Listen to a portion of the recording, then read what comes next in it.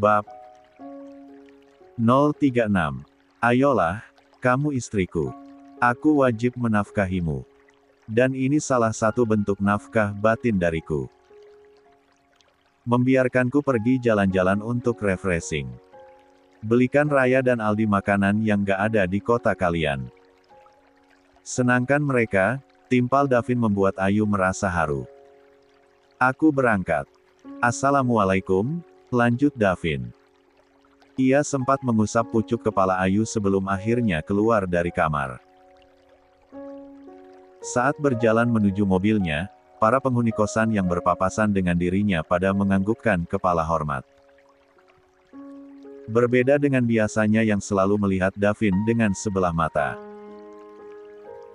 Namun, Davin justru tak nyaman diperlakukan seperti itu. Menurutnya itu terlalu berlebihan. Ia lebih nyaman bisa bercampur baur secara normal dengan orang-orang di sekitarnya tanpa dibedakan kasta dan harta. Mobil Davin kini kembali melaju sedang. Jantungnya mulai berdetak kencang kala mengingat jika kini ia akan kembali menginjakkan kakinya di rumah yang sudah ditinggalkan olehnya berbulan-bulan lamanya itu. Terlebih ia akan kembali bertemu muka dengan orang-orang yang sudah menancapkan luka di hatinya. Tak lebih dari 1 jam lamanya Davin berkendara. Ia lalu turun dari mobil dengan jantung kian berdebar. Apalagi saat kakinya mulai melangkah menuju pintu megah yang tertutup rapat di hadapannya. Di halaman rumah tersebut, sudah berjejer beberapa mobil. Itu artinya para pemiliknya sudah berada di rumah karena hari memang sudah menjelang sore. Setelah mengambil napas sedalam mungkin, Davin pun memijit bel rumahnya. Tak berselang lama, pintu terbuka diikuti sosok wanita paruh baya yang muncul. Den Davin. Ya Allah, Den Davin, sapa Mbok Sumi, asisten rumah tangga di rumah itu. Assalamualaikum, Mbok. Apa kabarnya? Tanya Davin ramah. Alhamdulillah Mbok baik, Den. Den Davin gimana kabarnya? Mbok senang sekali akhirnya Den Davin kembali pulang ke rumah ini, balas Mbok Sumi dengan mata berbinar. Saya juga baik, Mbok. Papa ada? Lanjut Davin. Ada, Den, ada. Hayu atuh masuk. Rumah ini sepi gak ada Den Davin, timpal Mbok Sumi sumringah. Davin pun lekas masuk ke dalam.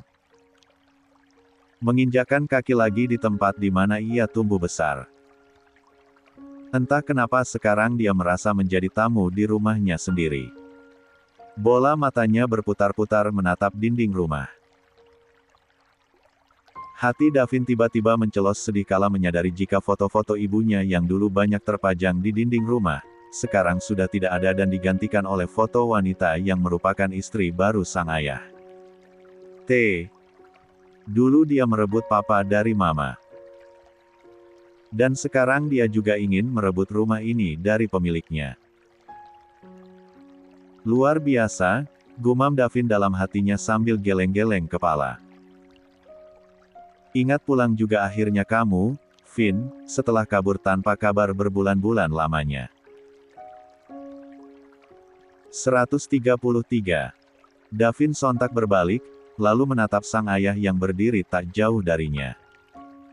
Tak ada sorot kerinduan dari laki-laki bergelar ayah tersebut. Bahkan tak ada sekedar pelukan singkat untuk menyambut kedatangan dirinya. Miris, pikir Davin pilu. 134.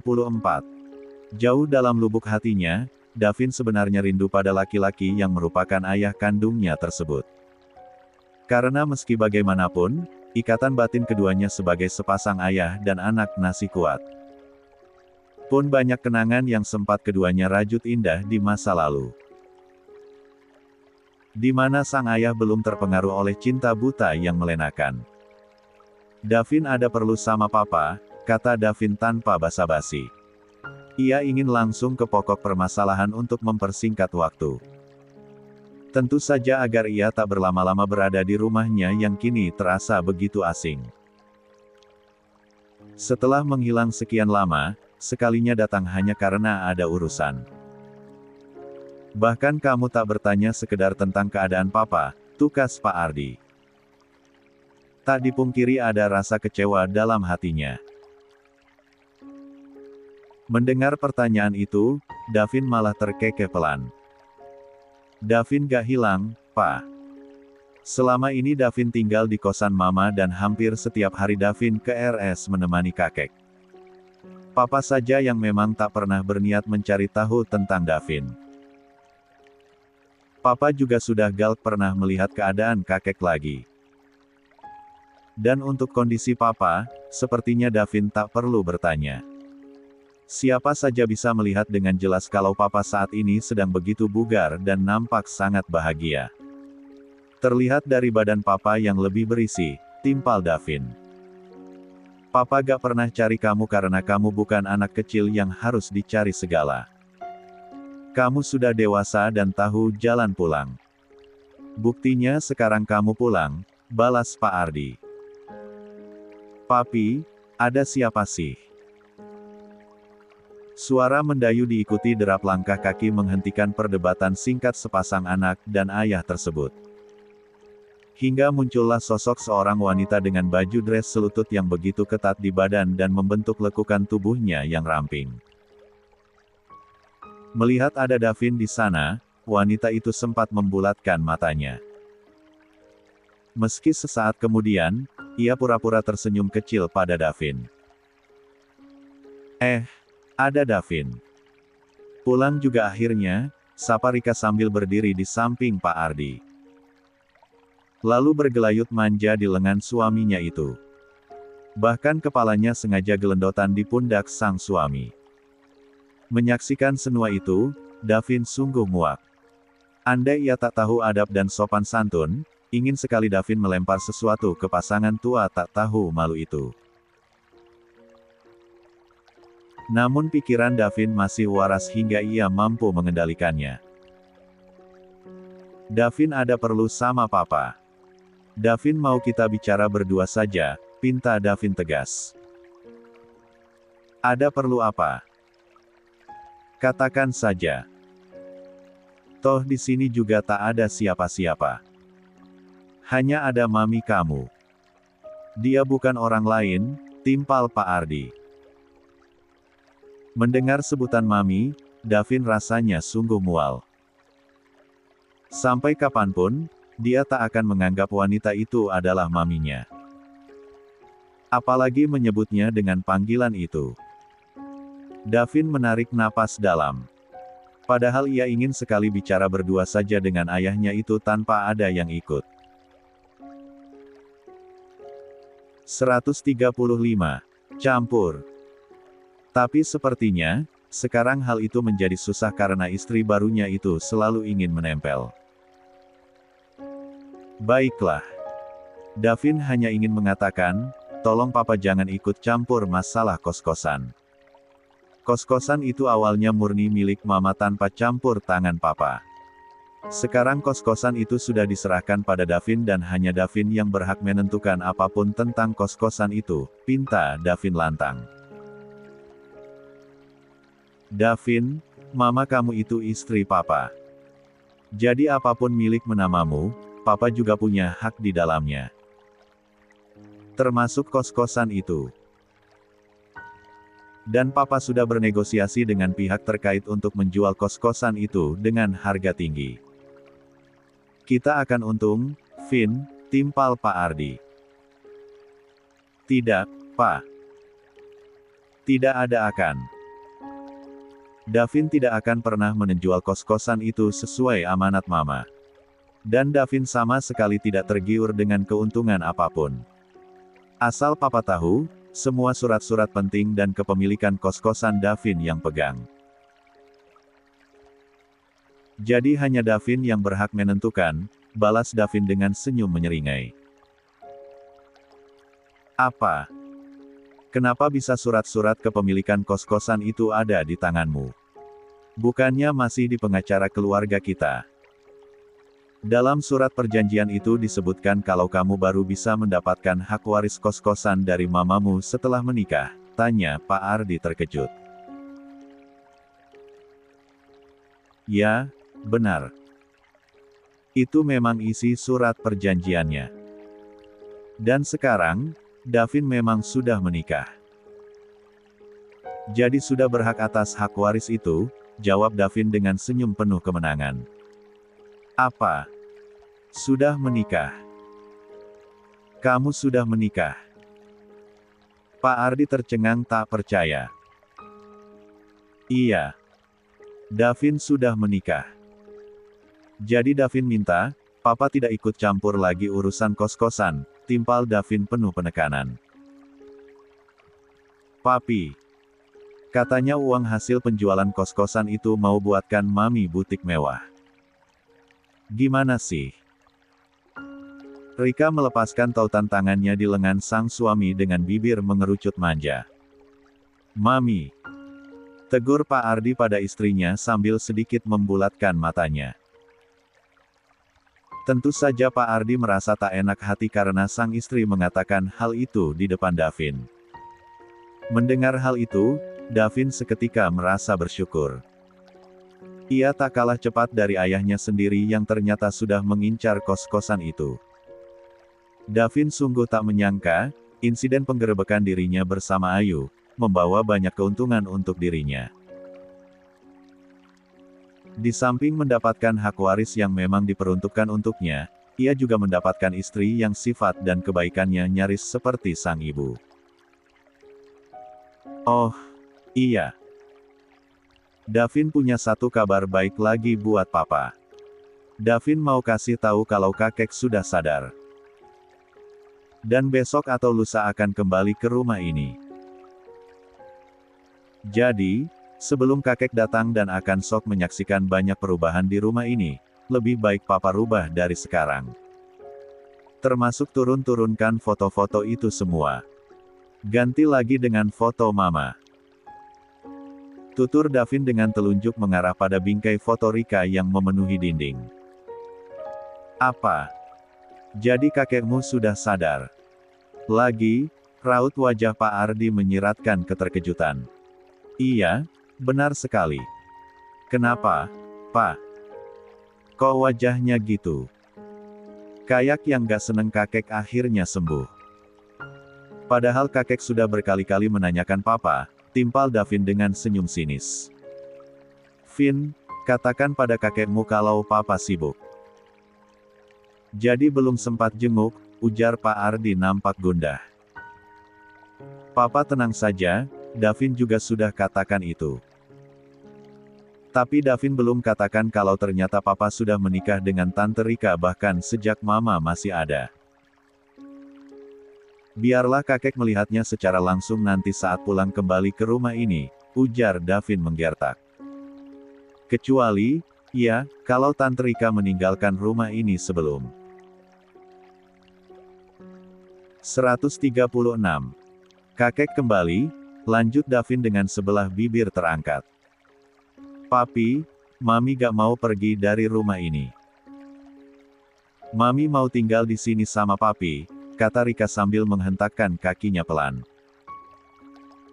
Bak anak kecil yang sedang merajuk.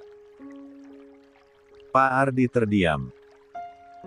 Ia sungguh belum siap dengan kondisi demikian. Namun, tentu saja ia pun tak ingin mengorbankan dirinya sendiri andai mertuanya itu mengetahui kelakuannya. Nanti Papi pikirkan lagi ya, Mi. Kalaupun Mami harus pergi, itu untuk sementara saja. Sampai Papi siap untuk bilang sama Papa kalau kita sudah menikah, bujuk Pak Ardi pada sang istri. Dan jangan lupa, Davin juga akan segera kembali ke perusahaan. Davin akan mengambil kembali posisi kakek sebagai jabatan tertinggi di sana, kata Davin kian lantang. Tidak. Tidak bisa seperti itu. Papa yang selama ini sudah mengembangkan perusahaan sampai seperti sekarang ini. Jadi, Papalah yang lebih berhak untuk jabatan itu, balas Pak Ardi tak terima. Baiklah. Kalau gitu Davin akan beberkan semua bukti-bukti penyelewengan uang perusahaan yang digunakan Papa, istri baru Papa, juga anak tiri Papa pada kakek. Kakek tinggal minta pengacara untuk segera memproses semuanya. Lalu, kalian bisa istirahat bertiga di jeruji besi, ancam Davin mulai berani bertindak. Davin, tega sekali sama Papa sendiri. Apa kamu gak sadar, kamu bisa seperti sekarang ini karena Papa, karena kerja keras Papa. Lalu ini balasanmu. Pak Ardi menghardik berang.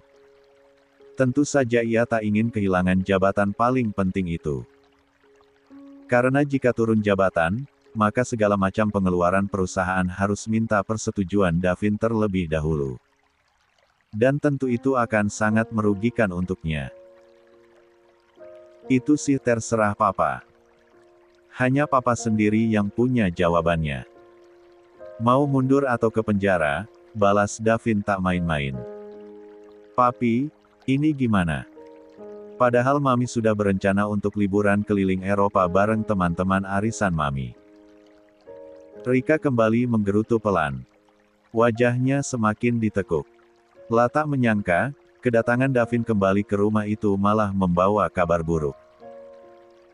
Syat. Sudah, Mami diam dulu. Ujar Pak Ardi pelan. Ia mulai kelabakan menghadapi ancaman Davin yang bertubi-tubi. La pun mulai ikut resah.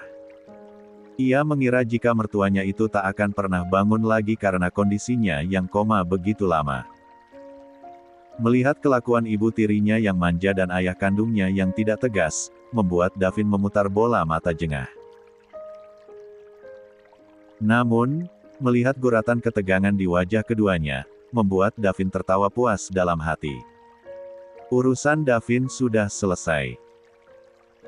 Hanya itu yang ingin Davin katakan. Siap-siaplah. Besok atau lusa, Davin akan segera kembali ke rumah ini. Membawa serta kakek juga, istri Davin, kata Davin lagi. Setelah mengatakan itu, ia langsung berbalik. Berjalan menuju pintu keluar tanpa menunggu tanggapan apapun dari sang papa. Saat sampai di pintu, tiba-tiba Davin berpapasan dengan Raka yang baru pulang. Keduanya sempat tertegun dan saling pandang sejenak. Hingga akhirnya Davin melengos dan melenggang pergi tanpa ingin menyapa apalagi berbasa-basi yang memuakkan. Davin lekas masuk ke dalam mobilnya. Mengemudikan mobil itu keluar dari pekarangan rumahnya yang luas. Pekarangan rumah yang banyak ditumbuhi bunga-bunga serta tanaman hias yang dulu begitu terawat oleh tangan sang ibu. 137. Maafkan Davin, Pak. Davin terpaksa melakukan ini demi kebaikan perusahaan dan demi kebaikan kita semua. Papa terlalu dibutakan cinta sampai-sampai tak sadar jika Papa terus diporoti oleh istri baru Papa itu, gumam Davin diakhiri helaan napas panjang.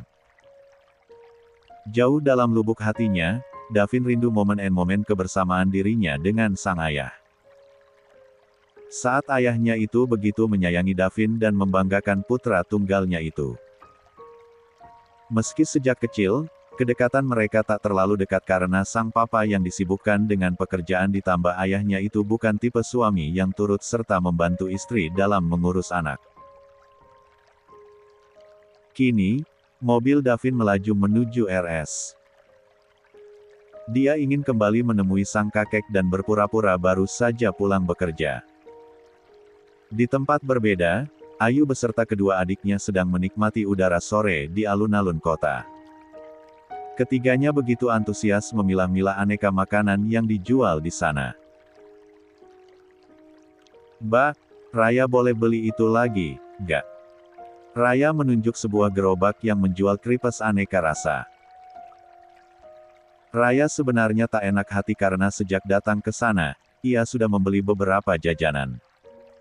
Boleh. Beli apa saja yang kalian mau. Gak usah khawatir, jawab Ayu dengan senyum terkembang. Ye, makasih, Mbak. Dengan antusias, Raya pun memesan makanan tersebut. Sementara Ayu menatap kedua adiknya itu dengan bibir yang terus saja menyunggingkan senyuman. Hatinya menghangat karena bisa membahagiakan keduanya. Bagi orang lain, mungkin hal itu nampak biasa. Membeli jajanan sepuas hati. Tapi bagi Ayu, momen seperti itu adalah momen langka karena keterbatasan uang yang harus dikelolanya.